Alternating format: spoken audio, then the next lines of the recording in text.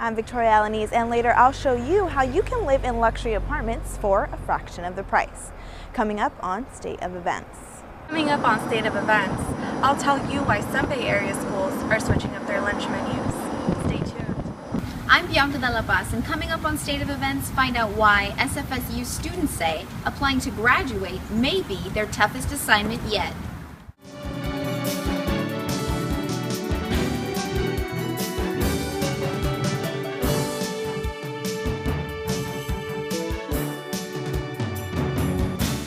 Hello and welcome to State of Events. I'm Oscar Maciel. And I'm Rocky Mathers. Thanks for joining us. The Napa earthquake is the biggest trembler in the Bay Area since the 1989 Loma Prieta quake. President Obama declared the Napa quake as a federal disaster. Reporter Diane Tao is live in San Francisco with the details on how businesses are being affected. The 6.0 earthquake gave Napa a rude awakening. Now, 2 months later, I went to downtown to see how businesses are bouncing back.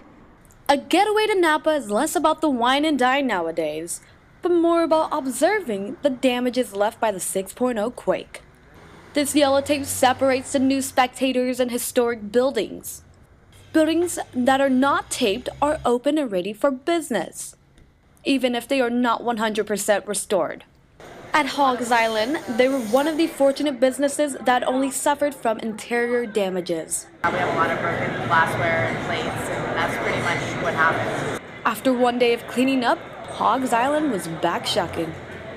We need people to come visit us to help, support the restaurants that are just getting back up and running. Brother and sister Kathy and Tab had a similar message. Come to Napa. Get here. Everything's open. Great people, everybody's in high spirits. Good food, good wine. Just a friendly reminder, Napa is still open for business. General Manager Jen Anderson did note that she has seen a drop in clientele, that this year's Labor Day weekend business fell short from previous years. Parts of Napa are rebuilding, but shop owners need customers. Reporting live in San Francisco, I'm Diane Tao for State of Events. Back to you in the studio. No matter if you search high and low for affordable housing in San Francisco, rent continues to rise. But for those of you on a winning streak, Victoria Alanese is live in the newsroom with more on why this could be a winning option for you. Victoria? About a month ago, Zumper.com listed San Francisco as the most expensive city to rent a one-bedroom apartment. It passes New York by $200 a month. Even though one-bedrooms range around $3,000 a month, what does San Francisco plan to do for its lower-income citizens? Well, for now, the city leaves it up to the luck of the draw with their apartment lotteries. They had a raffle for 30 apartments, and 1,500 people applied. From those 1,500 people, 500 were selected. I believe I was number 272 in that raffle. The only way to get a chance at a newer and affordable unit is to apply and enter the raffle with the rest of the city. Mayor Ed Lee is currently working on making sure San Francisco offers its citizens affordable housing. The Mayor for Housing program, where new projects, new developments have a below market rate. In 2002, the Inclusionary Affordable Housing Program was put into law in San Francisco due to limited lower income housing. San Francisco Planning Code Section 415 now provides affordable housing in a quarter of applicable developments. But even with new developments, the portions will not cover the 4,000 units needed just yet. It was lucky for me and my family because now we have a pretty decent apartment, a really nice complex area where we live in, and we pay a pretty low price compared to a lot of people in the city. Even though new developments are popping up every day in the city, the demand for affordable housing is hard for the city to keep up with. In the meantime, the Housing and Community Development Program keeps the lotteries alive. Visit sf-moh for more information. Reporting live in the newsroom, I'm Victoria Alanese. Back to you in the studio. Thank you, Victoria. San Francisco is giving some of its homeless veterans a home. Mayor Ed Lee is proposing to lease a privately owned hotel. 250 Kearny in the financial district will house 130 homeless veterans. The mayor says federal assistance programs will cover most of the costs. The move is part of the city's plan to end homelessness for veterans by the year 2016. We all know how much Americans love their burgers, hot dogs, and steaks. But what about giving it up for a week? Michelle Quintero joins us in the studio on how some school districts are looking to tweak the American diet. Michelle? The Meatless Monday movement is sweeping the nation.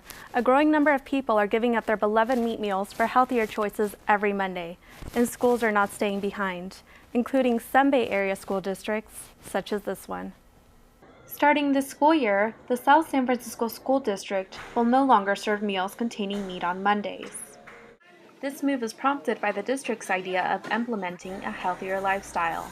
The district says, "Going meat-free for one day each week in our schools not only promotes a healthy diet while offering non-meat entrees, but may also serve to educate families to incorporate non-meat options at home.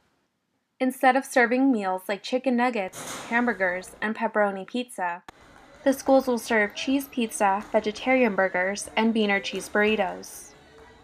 But meat and poultry industries have been pushing back against this campaign. It's wrong to prevent school children who rely on the school lunch program for the majority of their daily nutrition the access to heart-healthy, lean animal protein that will keep them full and focused all day long. And some parents agree. Well, I think lean meat is a great source of protein. So, if she's eating meat or we're eating meat, then, I think that's our choice. The district says their meatless meals contain the necessary proteins and nutrients that would be provided by meat. But for others, nothing beats an old-fashioned meat meal. I'm Michelle Quintero, State of Events. Back to you, Rocky. For 2 years, San Francisco Mayor Ed Lee has worked with local tech companies to form a program that helps San Francisco Unified Schools, those companies, adopt a school and donate $5,000. In addition, companies will volunteer at 3 events throughout the school year. They will also buy any needed school supplies. Currently, there are 20 schools involved, but organizers hope to expand the program to all 116 unified schools. SFSU's fall graduation is approaching. State of Events reporter Bianca de la Paz has the story on why students say they never got the memo. From what I hear, Oscar, there's been a lot of confusion about the deadline to apply for December graduation. Students tell me it just snuck up on them. They were unsure how to fill out the forms, and time was ticking. Every year around this time, hundreds of San Francisco State University students are scrambling to meet what may be the most important deadline of their lives, at least so far. Fall graduation is right around the corner, and students are so close to a degree they can taste it. The only thing standing in their way was a lengthy application and a huge lack of communication. I was in the library filling out paperwork, and I at least saw 2 of my fellow classmates who had no idea that it was even due. People didn't really know how to fill it out, and the people in the office weren't really informative either. If you would have missed it, what would have been your next step? Crying. I would have just panicked because then I have to apply next semester when I'm probably not even going to be here. So it was just going to be like a waste of time. Students who didn't catch on will have to repay the $100 application fee and hold out for the spring deadline, February 21st, 2015. SFSU Student Center used to post flyers about the deadline. Today, the office has switched to an electronic message board. It shows the reminder every 4 minutes for 14 seconds. The university declined to comment on this new procedure. Reporting live in San Francisco, I'm Bianca de la Paz for State of Events. Back to you in the studio. Thanks, Bianca. Coming up on State of Events, car theft in the U.S. is increasing. We'll show you what you can do to prevent it. And the Walnut Creek Police Department is getting some new recruits. We'll introduce you to them after the break. Coming up on State of Events, I'll tell you why pianos are popping up all along the peninsula. Even common daily routines can make important changes. Changes like higher wages, better living, and justice. Sometimes it's just a matter of making the right choice. Fair Trade certified coffees are bought directly from family farmers, guaranteeing them better incomes and strengthening their communities. Fair Trade certified. Taste fairness. Look for the label wherever you buy coffee.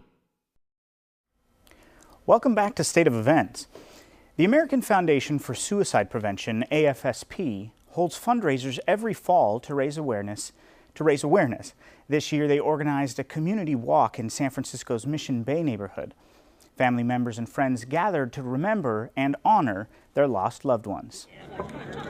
Light feet outnumbered heavy hearts at the Out of the Darkness walk. Hundreds of supporters attended, as did their dogs. It's the walk's first year at the Mission Creek location.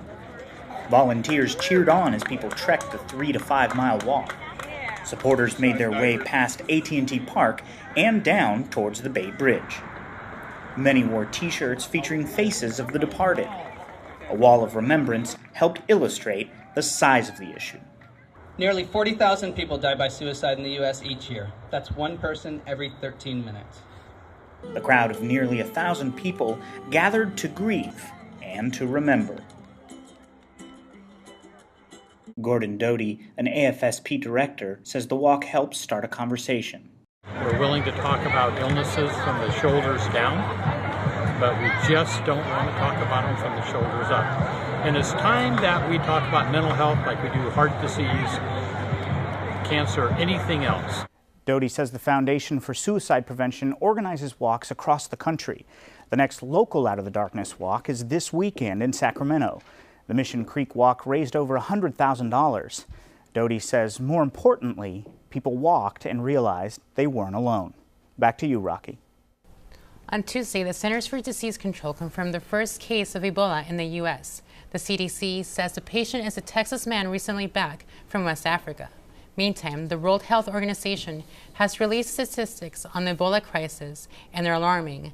The WHO says the biggest problem is that there is still no vaccine against the virus, that this is considered a worldwide threat.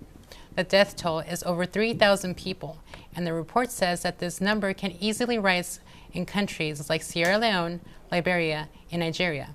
Don't get proper help, while the Center for Disease Control estimates that outbreak may infect as many as 1 million by the end of this year. The internet is buzzing about a peculiar problem with the iPhone 6 Plus. Some people are calling it Bendgate. Apparently, the phone bends when left in your pocket. But Apple says they've received only 9 complaints about the bent phones. They say their phones are stress tested and built to withstand rigorous use. Apple says any bending phones are extremely rare. Computer hackers are using a new bug called shell shock to steal user information. The New York Times says shell shock lets hackers access computers using Unix-based operating systems. Hackers could access computer microphones and webcams without users ever knowing.